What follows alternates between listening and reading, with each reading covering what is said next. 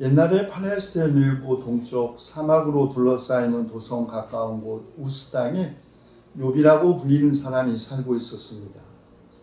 그는 이스라엘 족장 시대의 전설적인 의인으로 가정적으로는 행복하고 도성에 사는 재산이 아주 많은 거부이자 모든 일에 신중하고 또 종교적으로도 매우 신실한 사람이었죠. 욥이라는 이름, 히브리어와 라틴 번역에서 끌어온 영어식 표기인데 히브리어 어근 입, 곧 적 혹은 원수를 뜻하는 단어에서 유래했다는 설명과 아람어 어근 윗, 곧 인내하다, 회개하고 돌아서다라는 뜻에서 유래했다는 설명이 있습니다. 욥이 사탄의 공격을 받고 친구들은 물론 심지어는 그의 아내로부터도 비난을 받은 인물이라는 점, 그리고 마침내 회개하고 다시 이전의 삶을 회복한 인물이라는 점에서 그의 이름의 어원은 그의 삶과 무관하지 않다는 것을 보여줍니다. 그런데 고고학자 울브라이트는 욥이라는 이름이 기원전 1500년경의 아카디아 문서에 빈번하게 나타나는 이름 아야붐이라는 이름의 단축형으로 나의 아버지는 어디에 계시는가 라는 뜻을 가진다고 합니다. 욥이라는 이름의 이런 뜻도 온갖 시련과 역경 속에서 하나님은 어디에 계시는가, 실존적인 절규를 한 인물의 운명을 예시하는 것 같습니다. 우리가 다 아는 것처럼 욥 이야기는 하나님과 사탄의 계약으로 시작되죠. 세상을 이리저리 돌아다니다가 돌아온 사탄에게 하나님이 물으십니다. 너는 내 종 욥을 잘 살펴보았느냐? 이 세상에는 이 사람만큼 흠이 없고 정직한 사람, 그렇게 하나님을 경외하며 악을 멀리하는 사람은 없다. 그러자 사탄이 말하죠. 아니 욥이 아무것도 바라는 것도 없이 하나님 경외하겠습니까? 주님께서 그와 그의 집과 그가 가진 모든 것을 울타리로 감싸주시고 그가 하나님의 무엇에나 복을 주셔서 그의 소유를 온 땅에 넘치게 하시지 않으셨습니까? 만약에 이제라도 주님께서 손을 드셔서 그가 가진 모든 것을 치시면 그는 주님 앞에서 주님을 저주할 것입니다. 하나님께서 그에게 복을 주셨기에 하나님을 경외하는 것이지 그렇지 않으면 하나님을 저주하면서 하나님을 떠날 것이라고 비아냥거립니다. 그러자 주님께서 사탄에게 말씀하셨죠. 그가 가진 모든 것을 다 내게 맡겨보겠다. 다만 그의 몸에는 손을 대지 말아라. 드디어 사탄의 시험이 시작됩니다. 스바 사람, 갈대아 사람이 갑자기 쳐들어와 가축들을 빼앗아가고 종들은 모두 살해당합니다. 겨우 남은 가축들도 벼락에 맞아 죽죠. 갑자기 불어닥친 강풍에 집이 무너져 한꺼번에 모든 자식들, 아들 7과 딸 3을 잃습니다. 불행은 결코 혼자 오지 않는 법, 욥은 한꺼번에 감당할 수 없을 만큼 큰 충격을 받았습니다. 그러나 욥은 이 모든 어려움을 당하고서도 하나님을 원망하지 않습니다. 오히려 모태에서 빈손으로 태어났으니 죽을 때에도 빈손으로 돌아갈 것입니다. 주신 분도 주님이시오 가져가신 분도 주님이시니 주님의 이름을 찬양할 뿐입니다라고 말합니다. 그의 모든 재산과 자녀들을 잃었지만 결코 흔들리지 않는 욥. 마침내 사탄은 그의 몸을 칩니다. 발바닥에서부터 정수리에게까지 악성 종기가 나게 한 것이죠. 욥은 잿더미에 앉아서 옹기조각을 가지고 자기 몸을 긋고 있습니다. 마침내 그의 아내가 말합니다. 이래도 당신은 여전히 신실함을 지키시렵니까? 차라리 하나님을 저주하고서 죽는 것이 낫겠어요. 욥은 그의 인생의 밑바닥, 아니 더 이상 내려갈 곳이 없는 곳 바닥까지 내려온 것이죠. 그러나 신실한 욥은 우리가 누리는 복도 하나님께로부터 받았는데 어찌 재앙이라고 해서 못 받는다 하겠소 하면서 말로도 죄를 짓지 않았다고 합니다. 그때 소문을 들은 욥의 친구 셋이 찾아옵니다. 대만 사람 엘리바스, 수아 사람 빌닷, 나아마 사람 소발이 그들이죠. 친구를 위로하려고 저마다 집을 떠나왔지만 막상 고통받는 욥을 보고 그들은 슬픔을 못 이겨 큰 소리를 내울면서 겉옷을 찢고 공중에 티끌을 날려 머리에 뒤집어 씁니다. 친구가 겪는 고통이 너무도 처참해서 그들은 밤낮 이래 동안을 욥과 함께 땅바닥에 앉아 한마디 말도 할 수 없었습니다. 그런데 마침내 욥이 입을 열어 자기 생일을 저주하면서 울부짖습니다. 어머니 태가 열리지 않아 내가 태어나지 않았어야 하는 건데, 그래서 이 고난 겪지 않았어야 하는 건데, 어찌하여 내가 모태에서 죽지 않았던가, 어찌하여 어머니 배에서 나오는 순간에 숨이 끊어지지 않았던가, 어찌하여 나를 무릎으로 받았으며 어찌하여 어머니가 나를 품에 안고 젖을 물렸던가. 그렇게만 하지 않았더라도 지금쯤은 내가 편히 누워서 잠들어 쉬고 있을 텐데. 세상에 태어난 것에 대한 원망은 이제 부모를 넘어 하나님을 향합니다. 어찌하여 하나님은 고난당하는 자들을 태어나게 하셔서 빛을 보게 하시고 이렇게 쓰디쓴 인생을 살아가는 자들에게 생명을 주시는가? 어찌하여 하나님은 길 잃은 사람을 붙잡아 놓으시고 사방으로 그 길을 막으시는가? 마침내 사탄이 승리한 것 같습니다. 욥은 드디어 하나님을 원망하기 시작하죠. 앞서 우리가 누리는 복도 하나님께로부터 받았는데 어찌 재앙이라고 해서 못 받는다 하고 말했던 신실함도 이제 더 이상 찾아볼 수가 없습니다.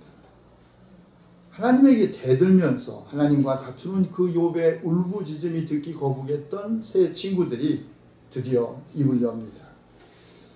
그들은 욥에게 그에게 닥친 재앙이 이유 없이 온 것이 아니니 잘 살펴보라고 충고하죠. 재앙과 고난 분명 그의 죄 때문에 온 것이라는 말입니다. 죄 없는 사람 망한 일이 없고 정직한 사람 멸망한 일이 없었고 하나님은 심판을 잘못하시지 않으시며 죄를 지은 사람들을 벌하는 분이시니 분명히 욥의 죽은 자식들은 그들의 죄 때문에 죽었으리라는 것입니다. 위로는커녕 고난의 원인을 죄에서 찾으면서 자신을 규탄하고 조롱하는 친구들은 마치 넘어지려는 사람을 떠미는 사람과 같습니다. 그들은 고통받는 친구의 호소에 귀를 기울이기보다 자신이 전해 들은 지혜 전통을 자랑합니다. 하나님을 변호한다고 하면서 사실은 허튼 소리, 알맹이도 없는 말, 흙벽에 써놓은 답변 같은 말만 합니다. 고통받는 이에게 중요한 것은 그 앞에서 설교를 하는 것이 아니라 다만 그의 호소에 귀를 기울이는 것이건만 친구들은 옛 지혜 전통에 의지하여 욥을 나무란 것입니다. 욥의 친구 엘리바스, 그는 자기가 조상들로부터 배운 공개된 지혜를 욥에게 가르칩니다. 그 지혜는 악한 일만 저지른 자들은 평생 동안 분노 속에서 고통을 받으며 잔인하게 살아온 자들도 죽는 날까지 같은 형벌을 받는다라는 것입니다. 이 말은 다시 말해 지금 욥이 고난을 당하는 것은 그가 지은 죄를 오히려 증명하는 것이라는 뜻이죠. 그러나 욥은 이 친구의 지혜에 동의할 수 없었습니다. 욥을 괴롭힌 것은 자신이 까닭없이 당한 재난과 고통만이 아니었습니다. 선하게 살면서 믿음을 지켜온 자기는 주님께서 학대하고 멸시하면서도 악인이 세운 계획은 잘만 되게 하시는 것을 이해할 수 없었기 때문입니다. 어찌하여 악한 자들이 잘 사는가? 어찌하여 그들이 늙도록 오래 살면서 번영을 누리는가? 어찌하여 악한 자들이 자식을 낳고 자손을 보며 그 자손이 성장한 것까지 본다는 말이냐?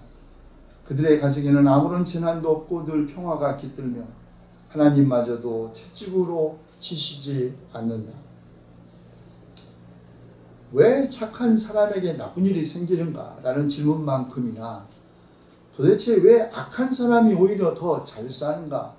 라는 질문도 답변하기 어려운 질문입니다. 사람들은 지혜 전통에 기대 혹은 자신의 경험을 근거로 이 같은 질문에 이런저런 답변을 합니다. 인과응보라. 재난과 고난은 지은 죄의 결과이고 그에 대한 신의 심판이라. 또 다른 사람은 사람이 받는 고통은 하나님이 사람을 가르치시기 위한 기회라고 주장하기도 하죠. 신은 인간에게 질병을 보내셔서 잘못을 고쳐주기도 하시고 사람의 육체를 고통스럽게 해서라도 잘못을 고쳐주신다는 것입니다. 물론 자업자득이라고 사람들이 자신이 지은 죄의 대가로 고통을 받는 것이 마땅하다고 생각되는 사람도 있습니다. 이들의 고난에는 이런 대답이 정당할지도 모르죠. 그러나 의롭고 선한 사람의 고난과 고통, 그러면 어떻게 설명해야 할까요?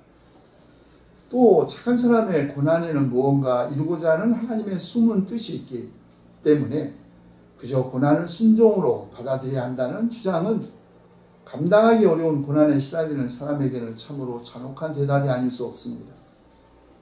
그리고 만일 고난과 고통이 우리로 하여금 사려 깊은 인간이 되게 하기 위한 시험이거나 시련이라면 하나님은 우리 가운데서 얼마나 많은 사람들이 그 시험에서 실패하고 마는지를 살피셔야 합니다.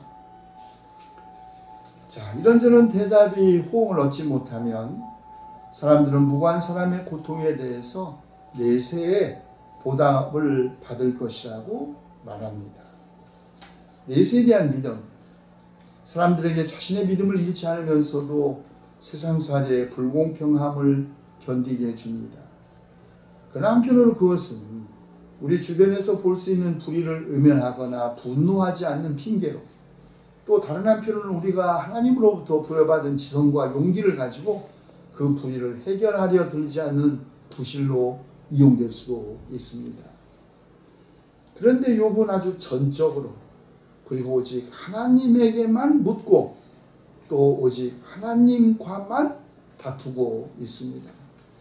욥은 자기에게 복을 내려주신 분도, 자기를 궁지로 몰아넣으신 분도 하나님이시고, 자기에게 영광을 주시고 면류관을 씌워주신 분도, 또 자기를 그물로 덮어 씌우신 분도 하나님이시며, 자기가 가는 길에 빛을 비추신 분도, 가는 길을 어둠으로 가로막으시는 분도 하나님이시라고 주장합니다. 그러므로 자기를 또한 구원하실 분도 오직 하나님이시기에 욥은 그 누구도 아닌 오직 하나님 자신과만 대결하고 대면하기를 원하고 있습니다. 친구들의 충고도 이스라엘에서 오랫동안 전승되어 온 지혜문학도 아니고 오직 하나님으로부터 그 답을 듣기를 원한 것이죠. 자, 이제 새 친구와 젊은 지혜자 엘리후와의 대화가 끝나자 이제 하나님께서 직접 나섭니다. 폭풍이 몰아치는 가운데 욥에게 이제 허리를 동이고 대장부답게 일어서서 묻는 말에 대답해보라 하나님께서 말씀하십니다. 내가 땅에 기초를 놓을 때 내가 거기에 있기라도 하였느냐. 우주의 창조주이시며 지구의 질서를 만드신 하나님과 다투던 욥 마침내 이렇게 고백합니다. 주님이 어떤 분이시라는 것을 지금까지는 제가 귀로만 들었습니다. 그러나 이제는 제가 제 눈으로 주님을 뵙습니다. 피골이 상접하여 뼈만 앙상하게 드러나고 잇몸으로 겨우 연명하는 신세가 되어 아내조차 그가 살아 숨쉬는 것을 싫어하고 친형제들도 그를 역겨워하던 때 욥이 가졌던 마지막 희망, 내 살갗이 다 썩은 다음에라도, 내 육체가 다 썩은 다음에라도 나는 하나님을 배울 것이다. 내가 그를 직접 뵙겠다던 그의 꿈이 마침내 이루어진 것이죠. 사실 우리들의 신앙생활은 대부분 하나님에 대한 소문을 귀로 듣는 데서 시작합니다. 하나님은 이런 분이다 저런 분이다 하는 그 수많은 소문들 말입니다. 그러나 신앙생활의 마지막, 하나님을 우리 눈으로 뵙는 데서 완성됩니다. 하나님에 대한 다른 사람들의 깨달음 혹은 다른 사람들의 이런저런 주장은 아직 나 자신의 깨달음이 아닙니다. 사도 바울이 말한 것처럼 우리가 어릴 때는 말하는 것이 어린아이와 같고 깨닫는 것이 어린아이와 같고 생각하는 것이 어린아이와 같습니다. 그러나 어른이 되어서는 어린아이의 일을 버리는 것처럼 성숙한 신앙인은 하나님에 대한 다른 사람들이 말하는 소문들을 버리고 스스로 하나님을 깨달아야 합니다. 소문에 흔들리지 않는 굳센 믿음, 오직 올바른 깨달음에서 오는 것이죠. 욥은 자신이 당하는 고난과 병으로 사람들의 눈에는 이미 죽은 사람입니다. 아니 죽고 싶어도 죽지 못하는 불행한 사람이었죠. 그러나 그를 더 고통스럽게 만든 것은 평생을 흠없고 정직하게 하나님을 경외하며 악을 멀리하면서 살아온 자기가 왜 도대체 이런 고난과 고통을 겪어야 하는지 누구도 대답해 주지 못한다는 것이었습니다. 오래된 이스라엘의 지혜 전통은 삶의 모함에 대하여 납득할 만한 대답을 주지 않았고 하나님도 침묵하셨습니다. 욥은 절규하면서 부르짖었고 침묵하시는 하나님과 다투었던 것입니다. 하나님은 왜 침묵하셨을까요? 욥의 절규를 못 들으셨을까요? 아니면 욥의 세 친구들의 주장이 옳다고 긍정하셨기 때문이었을까요? 하나님의 침묵에 욥은 모든 잘못이 하나님께 있다고 그렇게 주장합니다. 선한 이들이 고난을 받는 것도 악한 이들이 더 잘 되는 것도 그 책임 모두 다 하나님에게 있다는 것이죠. 그러나 정말 하나님은 그런 분이실까요? 우리에게 일어난 모든 나쁜 일들이 모두 하나님께서 일으키신 것일까요? 오늘날 우리는 우리가 갖게 되는 병이나 사고나 자연재해를 두고 하나님에게 그 모든 책임을 돌리지는 않습니다. 어떤 것은 운이 나빠서 일어날 수도 있고 또 어떤 것은 우리 주변의 나쁜 사람들 때문에 일어나고 어떤 것은 우리가 인간이고 죽을 수밖에 없는 존재에게 자연 법칙이 지배하는 이 세상에서 불가피하게 일어난 것일 뿐입니다.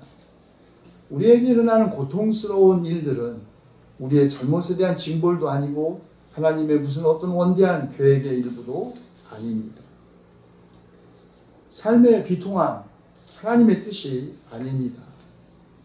하나님은 자기 자녀들이 고난과 고통 속에서 신음하는 것을 높은 하늘에서 단지 바라보고 계시는 분이 아닙니다. 하나님은 우리와 함께 계시고 우리와 함께 고난을 받으십니다. 그러므로 우리가 비극을 당했다고 하여 하나님에게 상처를 받거나 배신감을 가질 필요가 없습니다. 우리는 단지 하나님에게로 돌아가 우리들의 삶의 모함이 어디에서 오는 것인지 깨닫게 하시고 우리가 당하는 고난을 극복할 수 있도록 도와달라고 그렇게 기도해야 합니다. 왜냐하면 하나님께서도 우리 자신이 당하는 고통 함께 당하시고 우리가 분노하는 만큼 하나님도 우리와 함께 노여워하시기 때문입니다. 하나님은 선하고 의로운 그의 자녀들이 고통받는 현실에 분노하고 계십니다. 그러므로 중요한 일은 왜 이런 일이 내게 일어나는가? 왜 나만 이런 일을 당해야 하는가라고 질문하는 것이 아니라 자, 이제 이런 일이 벌어졌으니 우리는 어떻게 해야 할까? 이렇게 질문해야 합니다. 우리가 아는 윈스턴 처칠이 이렇게 말한 적이 있습니다. 돈을 잃는 것은 조금 잃는 것이지만 명예를 잃는 것은 많이 잃는 것이다. 그러나 용기를 잃는 것은 전부를 잃는 것이다. 그렇습니다. 용기를 잃지 않고 삶의 부조리에 맞서 하나님과 정직하게 씨름하는 하나님의 자녀들에게 하나님은 자신을 나타내십니다. 그러므로 하나님과 다투는 것, 인생의 부조리와 씨름하면서 하나님과 대결하는 것을 두려워해서는 안 됩니다. 우리가 삶의 부조리에 맞서 욥처럼 부르짖으면서 하나님과 씨름하면 마치 욥이 하나님에 대하여 귀로만 듣다가 마침내 눈으로 하나님을 배웠던 것처럼 우리도 마침내 하나님을 눈으로 뵙게 되는 그런 은혜를 입게 될 것입니다. 기도합시다.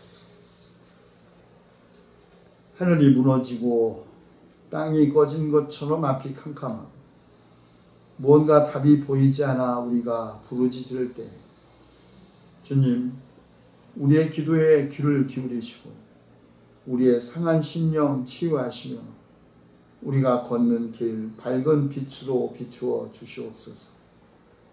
언젠가 우리가 주님을 얼굴과 얼굴을 마주하여 볼 때 주님께서 우리를 아신 것과 같이 우리도 주님을 온전히 알고 부조리와 모순으로 가득 찬 우리의 삶도 온전히 깨닫게 해 주시옵소서. 우리 주 예수 그리스도의 이름으로 기도하옵나이다. 아멘.